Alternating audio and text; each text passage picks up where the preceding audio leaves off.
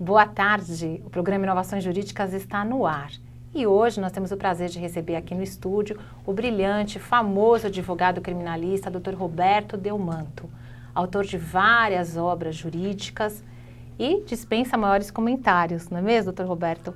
Muito obrigada pelo convite, né, ter aceito o nosso convite. Você é muito gentil. E esses elogios imerecidos só por conta da nossa amizade. Mas eu tenho muito prazer de estar aqui no seu programa, viu? Obrigada, doutor Roberto. E hoje nós vamos falar de um tema que está aí, é assunto do dia a dia, de todos os jornais. E vocês sabem que o nosso Código de Processo Penal teve grandes alterações. E muitas delas nós vamos comentar. Não vamos conseguir falar sobre todas, não é mesmo, doutor Roberto? Claro. Mas eu queria primeiro que o senhor contasse para os nossos telespectadores todas essas leis que mudaram. Nós temos 3 leis que fizeram as alterações. Quais foram essas alterações? Certo. Bom, Marcília, infelizmente, os nossos legisladores não tiveram, eu chamaria, não querendo ofender ninguém, a coragem de fazer um novo código. Né? Porque o código, como o próprio nome diz, pressupõe uma estrutura, né? Uma ideologia. Então, optou-se por reformar, através de 3 leis editadas, promulgadas esse ano, um antigo código que é de 1941. Esse eu acho que foi o maior erro. Né? Claro que há aspectos positivos ao lado de aspectos negativos, mas eu acho que, no meu entender, os aspectos negativos, infelizmente, superam os positivos. Né? Porque, primeiro, quebrou-se a estrutura de um código, sem se fazer um novo código, quer dizer, ficou um código antigo remendado. Segundo lugar, houve uma influência muito grande de institutos vindos do processo civil, quando nós sabemos que o processo civil e o processo penal têm naturezas diferentes. Né? No processo civil nós temos um alide, né? Nós temos a pretensão da parte, pode ser resistida ou não pela outra parte. Na parte penal, nós temos o quê? A pretensão punitiva do Estado. Né? Fora no juizado especial criminal, não há transação. Né? Não. O acusado resiste, o acusado tenta provar a inocência ou a sua culpa menor. Então, acho que houve uma série de institutos que foram trazidos. E um terceiro vício que eu acho é que eu vi uma preocupação muito grande em acelerar o ritmo do processo, em apressar o processo. E claro que a nossa justiça é muito lenta, claro que, como muitos dizem, a justiça demasiadamente lenta é uma negação da própria justiça, mas eu vou um pouco na contramão, depois de 42 anos de advocacia criminal, para lhe dizer, e aos seus telespectadores, que a justiça criminal não pode ser uma justiça muito rápida. Porque hoje, né, com o poder da mídia, né, se nós fizermos um julgamento muito rápido, que não ofereça todas as garantias de uma ampla defesa, nós, na verdade, vamos estar mais perto daquilo que eu considero a pior tragédia do processo penal, que é o erro judiciário. Com certeza. A injustiça, doutor Roberto, tão combatida pelos criminalistas. Né? O senhor melhor do que ninguém para falar sobre isso. Exatamente. Então, eu acho que foram 3 erros. Né? Não fazer um código novo, mas remendar um código antigo, fazendo que ele perdesse a sua estrutura. Segundo lugar, importar vários institutos do processo civil que têm natureza, características para o processo penal. E, em terceiro lugar, parece que a preocupação maior, no fundo, foi apressar, não aperfeiçoar.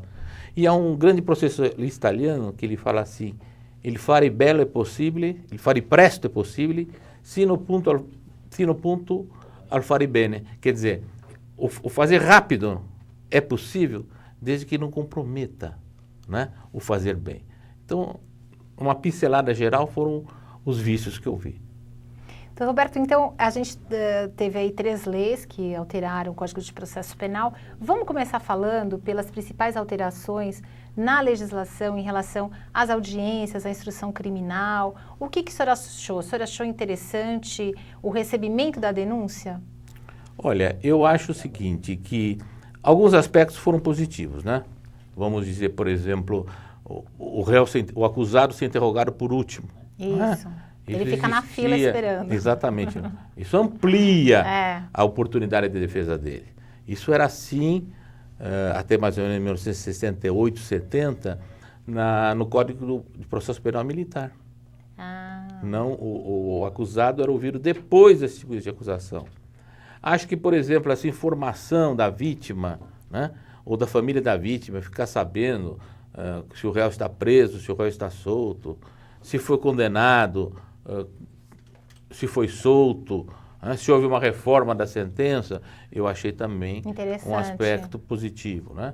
A proibição do uso de algemas em audiência, a não ser em casos excepcionais. Né? Então, eu acho que alguns aspectos aí a gente vê que foram positivos, né? E outros tantos, a minha opinião, maiores, negativos. Então, Roberto, o primeiro questionamento que eu faço para o senhor é em relação ao recebimento da denúncia. Então, na verdade, hoje tem uma defesa escrita, né? Primeiramente o juiz então envia para o acusado, recebe a denúncia e envia para o acusado para apresentar a defesa escrita. E depois ele vai ver se ele recebe ou não a denúncia. O que eu gostaria que o senhor explicasse essa questão para os nossos telespectadores e no seu entendimento, doutor Roberto, qual é o recebimento verdadeiro? É o primeiro recebimento ou é o segundo recebimento? Na verdade, a lei teve essa impropriedade, né? O recebimento da denúncia é o momento, vamos assim dizer, quase que sagrado depois da citação, né? Porque é o momento em que se instaura a ação penal. Não é quando o Ministério Público oferece a denúncia, nem quando o querelante, no caso das ações penais privadas, oferece uma queixa-crime. É no momento que o juiz a recebe. Ali se instaura a ação penal, seja ela pública, incondicionada, pública condicionada ou privada. Não é? É um marco importante, é um marco divisório da prescrição, né? Da prescrição anterior e da prescrição subsequente, né? No caso, a prescrição retroativa da prescrição anterior.